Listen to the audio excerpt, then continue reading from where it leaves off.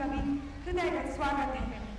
माननीय प्रधानमंत्री जी की अगवानी करने के लिए स्थानीय जनप्रतिनिधि व आयोजक उनका स्वागत एवं अभिनंदन कर रहे हैं। करतल ध्वनियों से उनका स्वागत होता रहे। हमारे प्रधानमंत्री की कर्ण तक ध्वनियां पहुंचती रहे। हमारे प्रधानमंत्री वित्तीय समावेश के अंतर्गत उनकी प्रेरणा से रिक्शा वितरण कार्यक्रम में पधारे हैं। माननीय प्रधानमंत्री जी रिक्शा संघ के परिवारों से स्वयं सीधा संवाद स्थापित कर रहे हैं।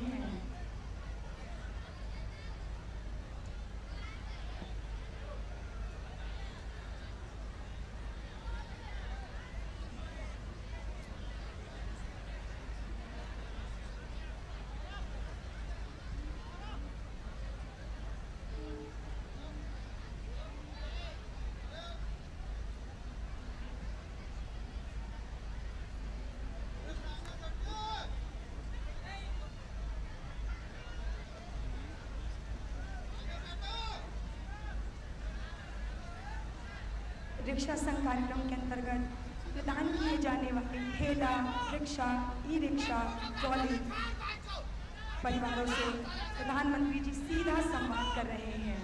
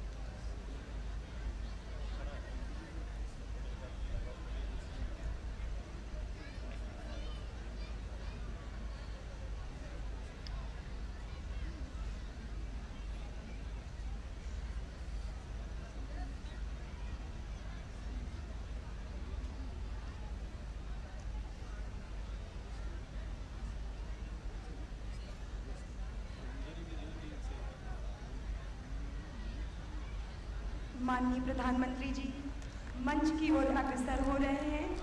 साथ में उत्तर प्रदेश के एवं कारागार मंत्री उत्तर प्रदेश बलराम यादव जी भी हैं।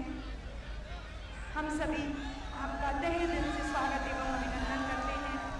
माननीय प्रधानमंत्री जी को आयोजक BMC के भारतीय माइक्रो क्रेडिट के विजय पांडे जी और अमेरिकन इंडिया फाउंडेशन के हनुमंत रावत जी ससम्मान मंच तक ला रहे हैं। कला, संगीत, संस्कृति, कौशल की नगरी प्रयाग की धरती पर हमारे प्रधानमंत्री जी जो हमारे बीच हैं,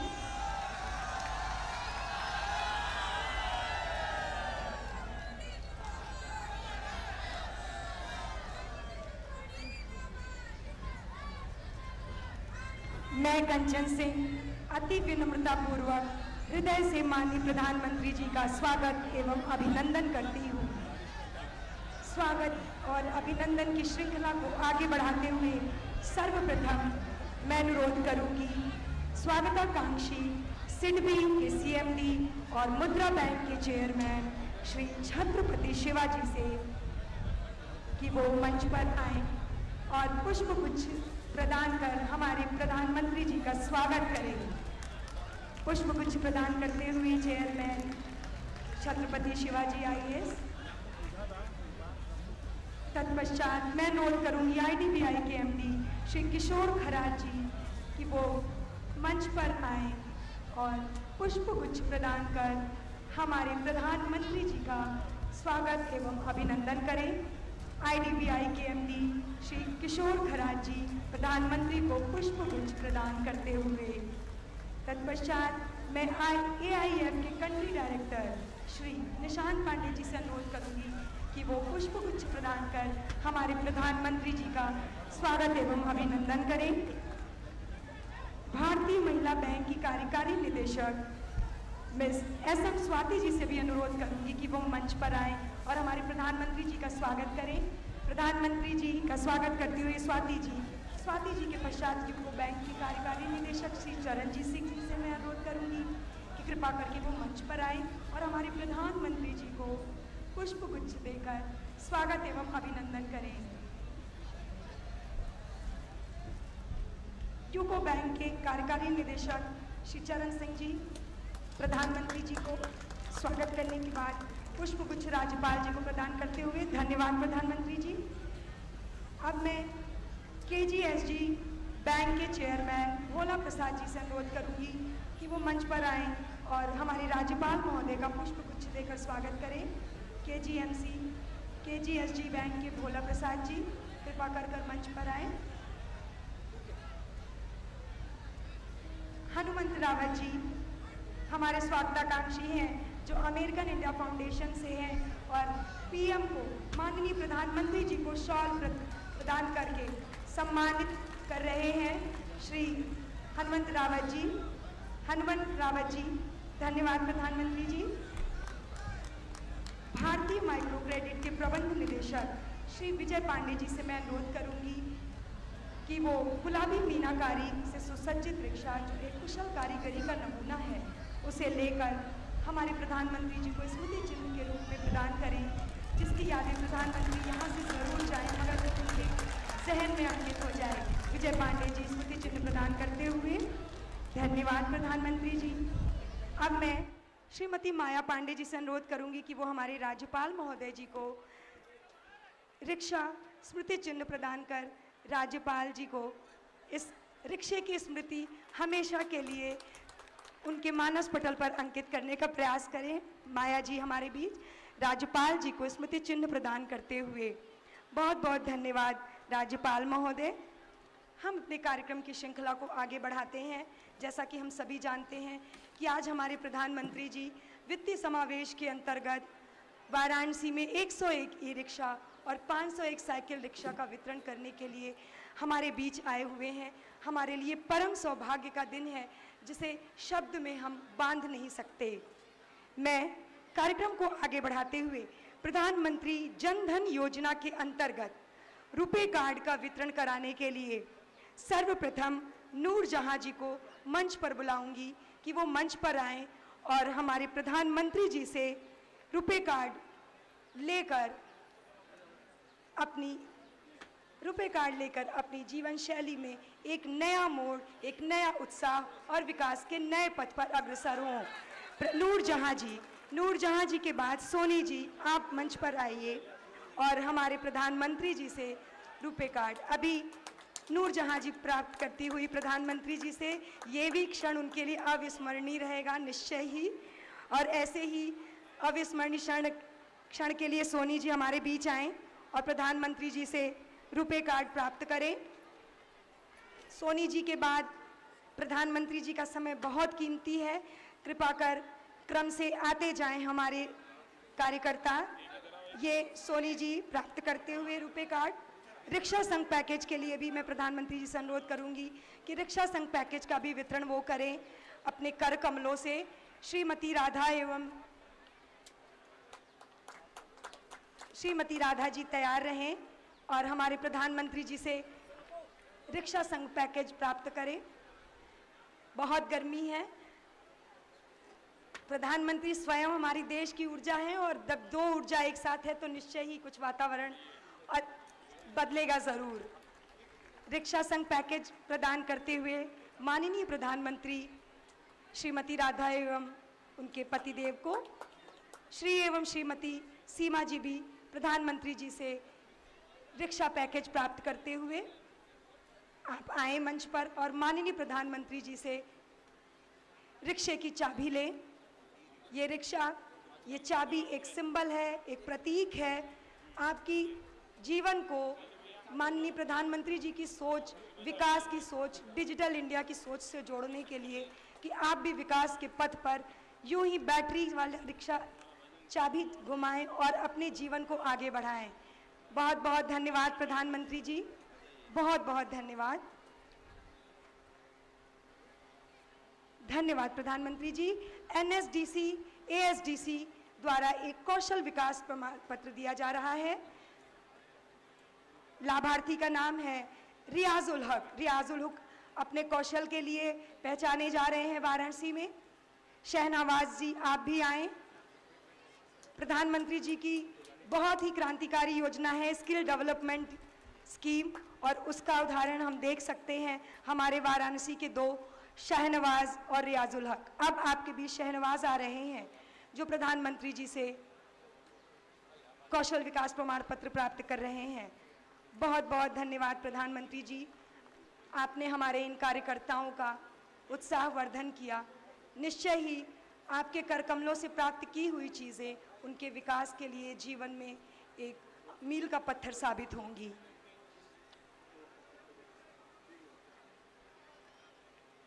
माननीय प्रधानमंत्री जी देश की ऊर्जा हैं, जिनके कुशल नेतृत्व में हमारा देश प्रत्येक क्षेत्र में विकास के पथ पर निरंतर अग्रसर हो रहा है। निस्वार्थ भाव से देश की सेवा में रत अत्यंत प्रभावशाली व्यक्तित्व, अद्भुत संवाद क्षमता के धनी माननीय प्रधानमंत्री जी ने देश को नवीन ऊंचाइयां प्रदान की है। अंतर्राष्ट्रीय स्तर पर भारत देश का मान बढ़ाया है, जिसे सोचकर हम सभी 125 करोड़ देशवासी गर्व से भर जाते हैं। हम सबका विकास, सबका साथ, ऐसी बात को लेकर बढ़ने वाले हमारे प्रधानमंत्री, हम सबका परम सौभाग्य है कि आप स्वयं हमारे बीच हैं। मैं अति विनम्रतापूर्वक परम आदरणीय माननीय प्रधानमंत्री जी से अनुरोध करूंगी कि वो अपनी ओजस्वी वाणी से संबोधित कर हमें अनुग्रहित करें। हमारे बीच स्वयं प्रधानमंत्री माननीय श्री नरेंद्र मोदी।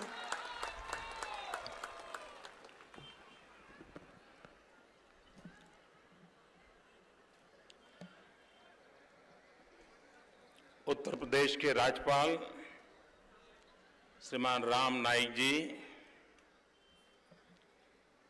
राज्य के जेल मंत्री श्रीमान बलराम यादव जी,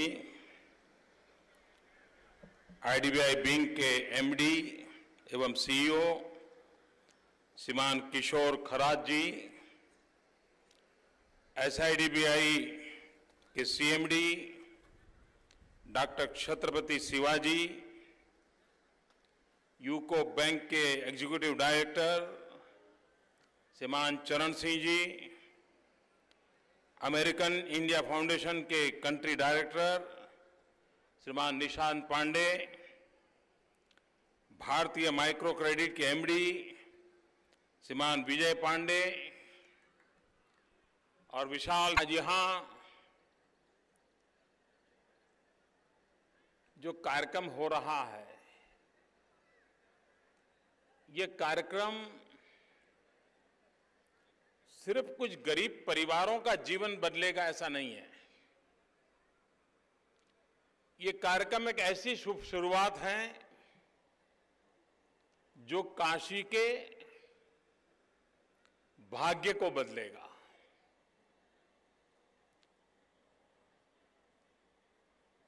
यहां के गरीब के जीवन में अगर हम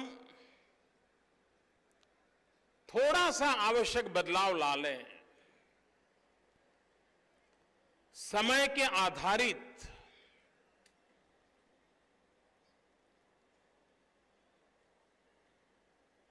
जीवन में टेक्नोलॉजी का प्रवेश करें,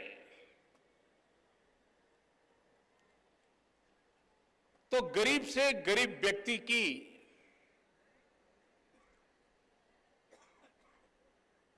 पहले जितना परिश्रम करके कमाता था उससे भी थोड़ा कम परिश्रम करके वो ज्यादा कमा सकता है। आज यहां उस प्रकार की सुविधाएं दी जा रही है जिसमें बैंक का सहयोग है, अमेरिकन फाउंडेशन का सहयोग है,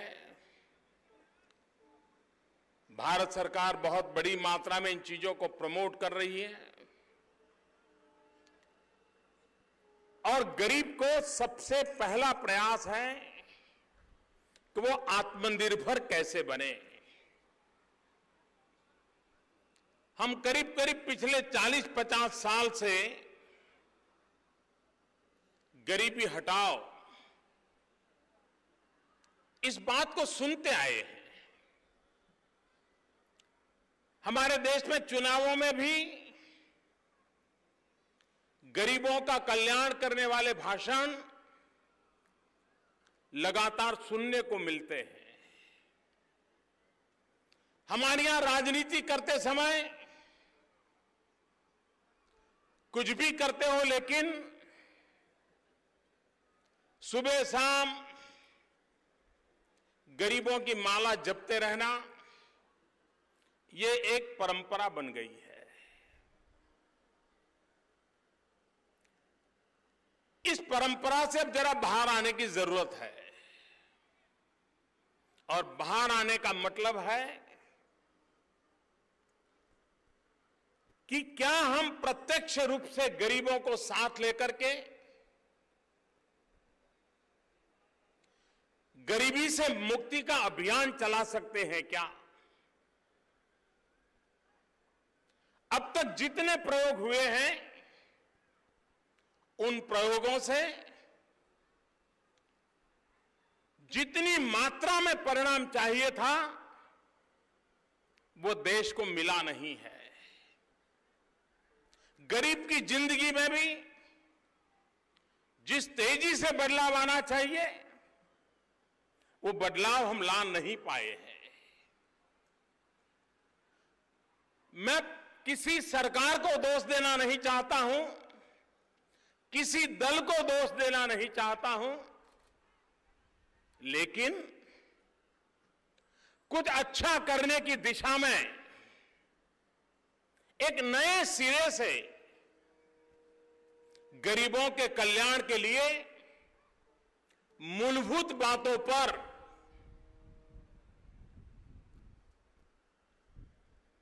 फोकस करना, वो कौन सी चीजें करे ताकि गरीब जो सचमुच में मेहनत करने को तैयार है, गरीबी की जिंदगी से बाहर निकलने को तैयार है। आप किसी भी गरीब को पूछ लीजिए, उसे पूछिए कि भाई क्या आप अपने संतानों को ऐसी ही गरीबी वाली जिंदगी जिए ऐसा चाहते हो कि अच्छी जिंदगी जिए ऐसा चाहते हो?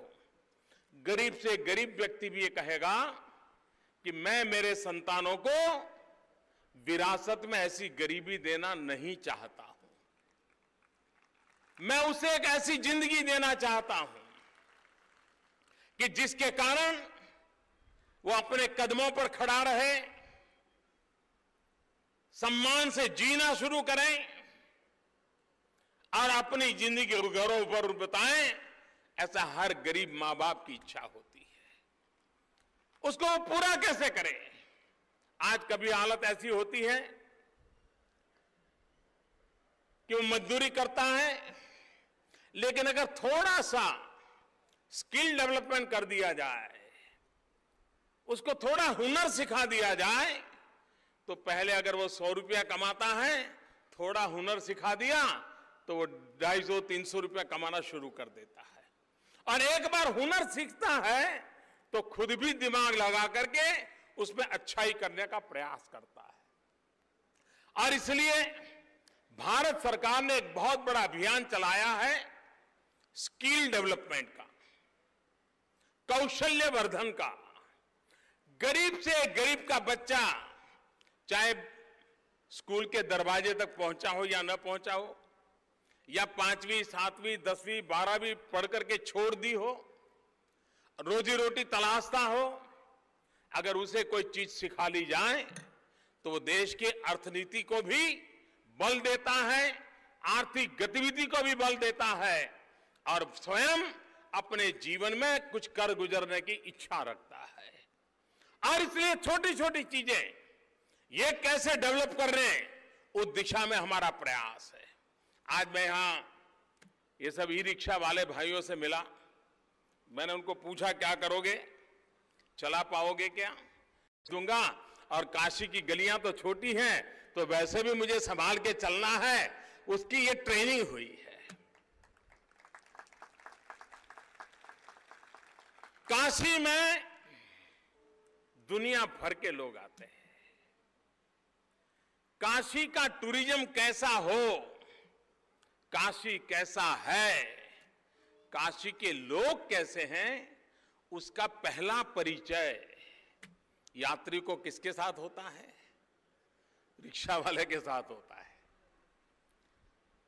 वो उसके साथ किस प्रकार से व्यवहार करता है, वो उसके प्रति किस प्रकार का भाव रखता है, उसी से उसकी मन में छवि बनती है, अरे भाई ये तो शहर बहुत अच्छा है, यहां के रिक्शा वाले भी इतने प्यार से हमारी चिंता करते हैं, वहीं से शुरू होता है। और इसलिए यहां जो टूरिस्टों के लिए स्पेशल रिक्शा का जो सुशोभन किया गया है, कुछ व्यवस्थाएं विकसित की गई हैं। मैं उनसे पूछ रहा था, मैंने कहा आप गाइड के नाते मुझे सब चीजें बता सकते हो? बोले हाँ बता सकता हूं, मैं हर चीज बता सकता हूं रिक्शा चलाते चलाते। और बोले मुझे विश्वास है कि मेरे रिक्शा में जो बैठेगा उसको ये संतोष होगा कि काशी उसको देखने को सहज मिल जाएगा। चीजें छोटी छोटी होती है लेकिन वे बहुत बड़ा बदलाव लाती है। आज चाहे पैडल रिक्शा को आधुनिक कैसे किया जाए, पैडल रिक्शा से ई रिक्शा की और शिफ्टिंग कैसे किया जाए, यात्रियों की सुविधाओं को कैसे स्थान दिया जाए, बदलते हुए युग में एनवायरमेंट फ्रेंडली टेक्नोलॉजी का कैसे उपयोग किया जाए, इन सारी बातों का इसके अंदर जोड़ है। और सबसे बड़ी बात है उनके परिवार की। आज इसमें जो लोग सिलेक्ट किए गए हैं वो लोग हैं जिनकी खुद की कभी रिक्शा नहीं थी। वो बेचारे किराए पर रिक्शा लेकर के दिन भर मजदूरी करते थे। 50 रुपया 60 रुपया उस रिक्शा मालिक को उनको देना पड़ता था। बचा खुचा घर जाकर के ले जाता था, बच्चों के लिए डबल रोटी साथ ले जाता था, उसी से रात का गुजारा हो जाता था। इस प्रयोग का सबसे बड़ा लाभ उन गरीब रिक्शा वालों को है कि अब उनको वो जो ऊंचे ब्याज से पैसे देने पड़ते थे उससे अब मुक्ति हो गई। अब वो जो पैसे होंगे वो बैंक के बहुत ही कम रेट से पैसा जमा करेगा और कोई साल के अंदर, कोई 2 साल में इस रिक्शा का मालिक हो जाएगा। जब उसे पता है, इसका मतलब ये हुआ कि उसकी ये बचत होने वाली है, ये पैसे उसके किसी और की जेब में नहीं जाने वाले, खुद की जेब में जाने वाले हैं, ताकि वो 1 साल 2 साल के बाद इसका मालिक बन जाने वाला है। और मुझे विश्वास है कि इस प्रकार की व्यवस्था के कारण आने वाले दिनों में ये जितने परिवार हैं उनको फिर गरीबी की हालत में रहने की नौबत नहीं आएगी, वो आगे बढ़ेंगे। मैंने उनसे पूछा कि बच्चों को पढ़ाओगे क्या? बोले साहब अब तक तो कभी कभी मन में रहता था कि कितना पढ़ाऊं, कहां से पैसा लाऊं, लेकिन ये जो आपने व्यवस्था की है, अब मैं आपको विश्वास दिलाता हूं मैं बच्चों को पढ़ाऊंगा। मेरी बात तो ये 5-6 लोगों के साथ हुई है, लेकिन यहां जिन लोगों का आज रिक्शा मिल रही है उन सबसे मेरा आग्रह है, कितनी ही तकलीफ क्यों न हो, मेरे प्रति नाराजगी व्यक्त करनी है तो जरूर करना, आपको हक है, लेकिन बच्चों को पढ़ाई से कभी खारिज मत करना, बच्चों की पढ़ाई को प्राथमिकता देना। गरीबी के खिलाफ लड़ाई लड़ने का सबसे बड़ा औजार और सस्ते से सस्ता औजार कोई है तो अपने संतानों को शिक्षा। अगर हम अपने बच्चों को शिक्षा देंगे तो दुनिया की कोई ताकत नहीं है जो हमें गरीब रहने के लिए मजबूर कर दे। देखते ही देखते स्थिति बदलना शुरू हो जाएगा। और इसलिए मैं आग्रह करूंगा कि ये जो नई सुविधाएं जिन जिन परिवारों को मिल रही हैं, वे अपने बच्चों को पढ़ाने के विषय में कोई कॉम्प्रोमाइज न करें, अपने बच्चों को जरूर पढ़ाएं। आज मुझे एक परिवार से मिलना हुआ। वो बहन चौराहे पर दरी बिछा करके सब्जी वगैरह बेचती रहती थी। आज उसको एक ठेला मिल गया है। मैंने उसको पूछा क्या फर्क पड़ेगा? बोले जी पहले तो मैं जहां बैठती थी कोई आया तो माल लेके जाता था, अब मैं अलग अलग इलाकों में जाऊंगी, अपना समय पत्रक बना दूंगी कि इस इलाके में सुबह 9 बजे जाना है, इस इलाके में सुबह 10 बजे जाना है, इस इलाके में 11 बजे जाना। तो लोगों को भी पता रहेगा कि मैं कितने बजे वहां माल अपना लेकर के जाऊंगी, तो वो जरूर उस समय पर मेरा माल ले लेंगे। अब देखिए अनपढ़ महिला, लेकिन उसे मालूम है कि मैं ऐसा टाइम टेबल बनाऊंगी कि इस इलाके में 9 बजे जाती हूं तो हर रोज 9 बजे वहां पहुंच जाऊंगी। इस इलाके में दोपहर को 12 बजे पहुंचती हूं, मतलब 12 बजे पहुंच जाऊंगी। यानी उसको बिजनेस का परफेक्ट मैनेजमेंट मालूम है। ठेला चलाते चलाते भी अपनी जिंदगी बदली जा सकती है, इसका विश्वास उसके अंदर आया है। ये छोटी छोटी चीजें हैं जिसके द्वारा हम एक बहुत बड़ा बदलाव लाने को कोशिश कर रहे हैं। अभी प्रधानमंत्री जनधन खाते खोलने का जो अभियान चलाया, हमारे देश में सालों से कहा जाता था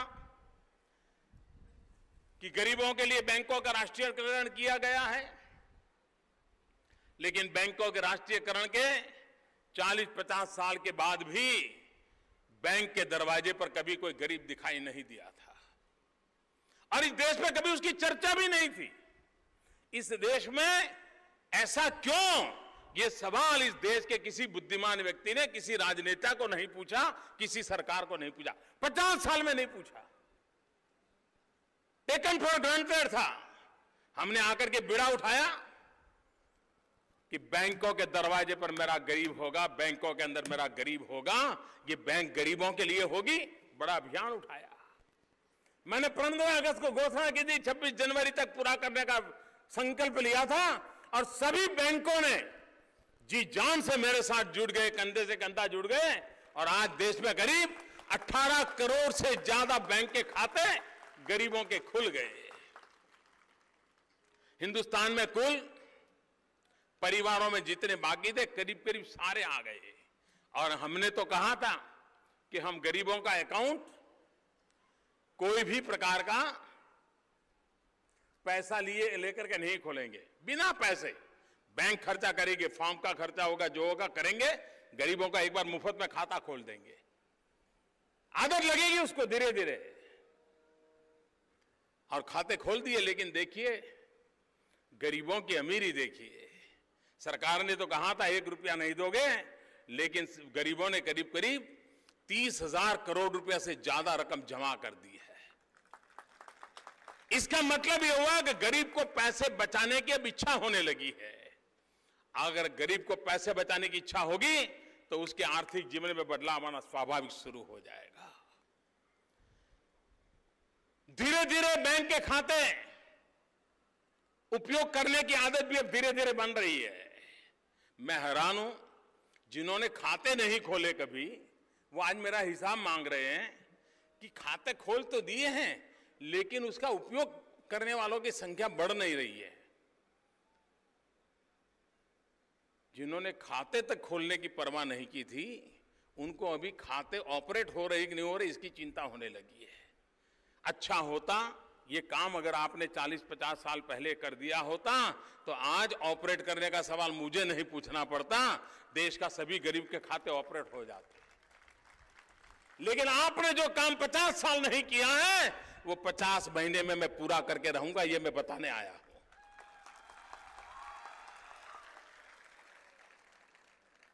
गरीब का भला कैसे हो?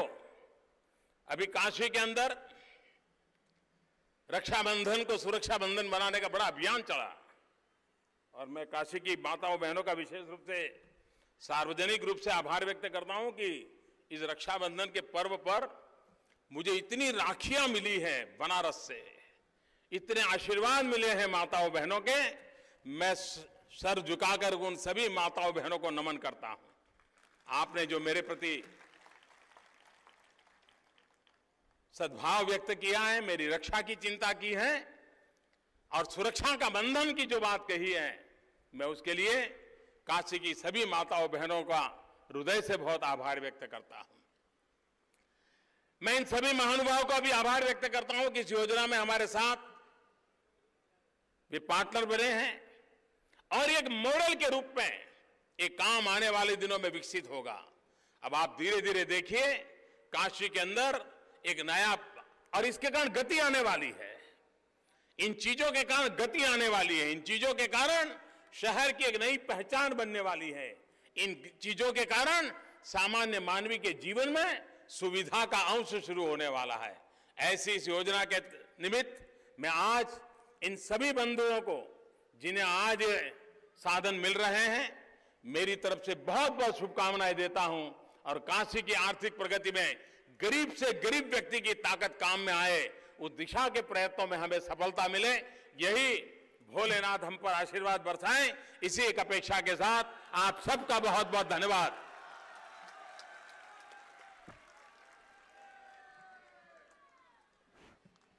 बहुत बहुत धन्यवाद प्रधानमंत्री जी।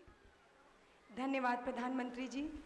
आपके इस ओजस्वी भाषण से, ओजस्वी वाणी से कोई भी ऐसा व्यक्ति नहीं होगा जिसके हृदय के तार आपके शब्दों से जुड़ न गए हों और आपकी बात, जो मन की बात है, जो वाणी की बात है, वो उन तक पहुंची ना हो।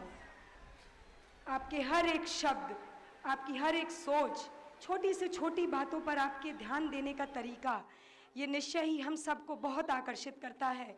हम सभी अति उत्साही हैं कि आप यहाँ हैं और आप इस तरीके से हमारे विकास के लिए इतने चिंतित हैं। निश्चय ही जिस देश का प्रधानमंत्री जनवासियों के लिए इतना चिंतित हो, इतना कार्यरत हो, इतनी ऊर्जा उसमें क्षय कर रहा हो, वो देश अब पिछड़ा नहीं रह सकता। निश्चय ही वो आगे बढ़ेगा, ज़रूर बढ़ेगा।